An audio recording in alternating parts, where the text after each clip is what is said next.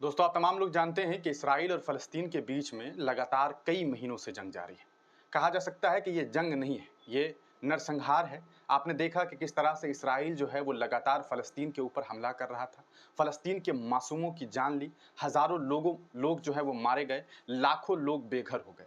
Schools हो, hospital हो या फिर तमाम तरीके के इंस्टीट्यूशनल्स बिल्डिंग हो, तमाम बिल्डिंग्स पर बॉम्ब गिराए गए, तबाह कर दिया गया। अस्पतालों को पूरी तरीके से ख़त्म कर दिया गया। जो लोग वहाँ घायल हैं वो इलाज नहीं करवा सकते हैं, ये हालात हैं। बच्चे भूख से मर रहे हैं, बच्चों को भूख से मरते हुए लोग देख रहे हैं और फिर अपनों को खोते हुए तड़प-तड़प कर लोग मर भी रहे हैं। ये सब कुछ क्यों हो रहा है? ये सब कुछ की शुरुआत कैसे हुई? आप तमाम लोग इसको जानते हैं। 7 अक्टूबर को हमास और इसराइल के बीच में मामला होता है। हमास इसराइल पर अटैक करता है, ऐसी खबरें आती हैं और उसके बाद से ये सिलसिला बढ़ता जाता है। लेकिन हमास और इसराइल के इस जंग के बाद सबसे बड़ी बात जो होती है वो इसराइल किससे जंग लड़ रहा है? क्या वो हमास से लड़ रहा है या फिर वो फ़लस्तीन के मासूम लोगों से लड़ रहा है?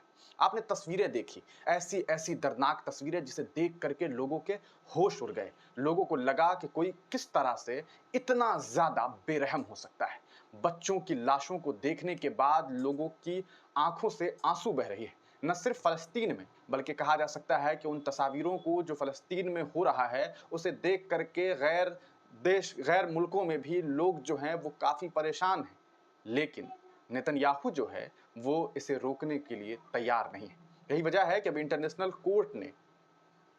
कोर्ट में ये बातें शुरू हो गई है कि जल्द से जल्द नेतन्याहू के खिलाफ अरेस्ट वारंट जारी की जाए। आपको बताएं कि वहां के प्रोसिक्यूटर ने इस बारे में सीधे-सीधे बात रखी है कि उस व्यक्ति की गिरफ्तारी होनी चाहिए जिसने मासूमों की जान ली, जिसने बच्चों को भूखे मरने दिया, जिसने बच्चों के ऊपर हमले किए, जिसने बेबसों बेकसूरों के ऊपर बमबारी की, जिसने लगातार हत्याओं पर हत्याएं की, ऐसे इंसान के ऊपर कार्रवाई होनी चाहिए। आपको बता दें कि इंटरनेशनल कोर्ट में आपको मैं एक तस्वीर दिखा रहा हूँ, ये प्रोसिक्यूटर हैं, इन्होंने बाज़ाब्ता ये मांग की है इंटरनेशनल क्राइम कोर्ट में कि नेतन्याहू के खिलाफ जो है वो अरेस्ट वारंट जारी की जाए और अगर ऐसा होता है तो जल्द से जल्द नेतन्याहू को गिरफ्तार किया जाएगा और उस शख्स को जेल में डाला जाएगा।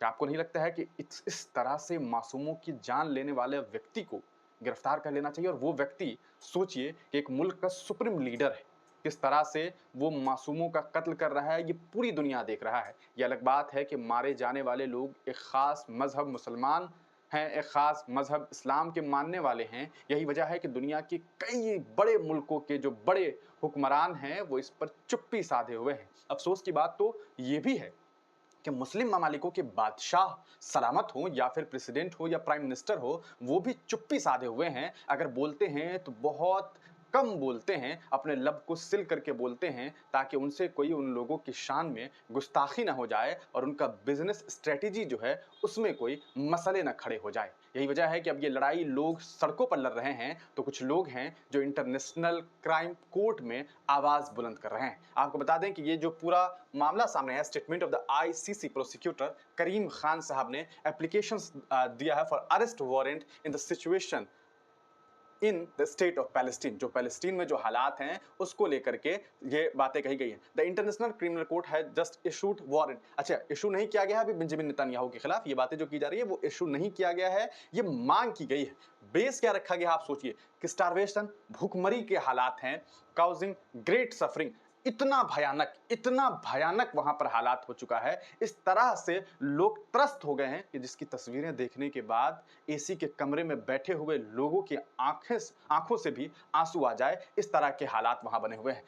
विलफुल किलिंग, मर्डर, बेरहमी से जो कत्लेआम हुआ है वो आप तमाम लोगों ने देखा है। लोगों के चेहरे को कुचल दिया गया है, बच्चों के ऊपर बम गिराए गए हैं, जिस्म को चिथड़ा चिथड़ा कर दिया गया है। ये तमाम चीजें दुनिया देख रही है। उसके बाद देखिए कि directing attacks against civilian population, आम लोग जो कैंप में है उनके ऊपर बमबारी की गई, उनका कत्ल किया गया। ये तमाम चीजें दुनिया देख रही है, लेकिन इसके बावजूद भी चुप्पी है। ये चुप्पी बताता है कि इस दुनिया में लोग कितने बेरहम हो गए हैं और कई सारे मुल्कों के जो सरबराह हैं, जो वहां के हाकिम हैं, वो कितने ज्यादा, सोच लीजिए कितने ज्यादा जो है वो बेरहम हो गए हैं कि एक मुल्क के नौजवानों को, बच्चों को, नौनिहालों को मारा जा रहा है, लेकिन उन्हें कोई फर्क तक नहीं पड़ रहा है। आप देखिए कि crimes against humanity of extermination and murder, persecution and other human acts, तो ये तमाम चीजें हैं और इसी के बिना पर इस नेतन्याहू के खिलाफ जो है अरेस्ट वारंट जारी करने की अपील की जा रही है।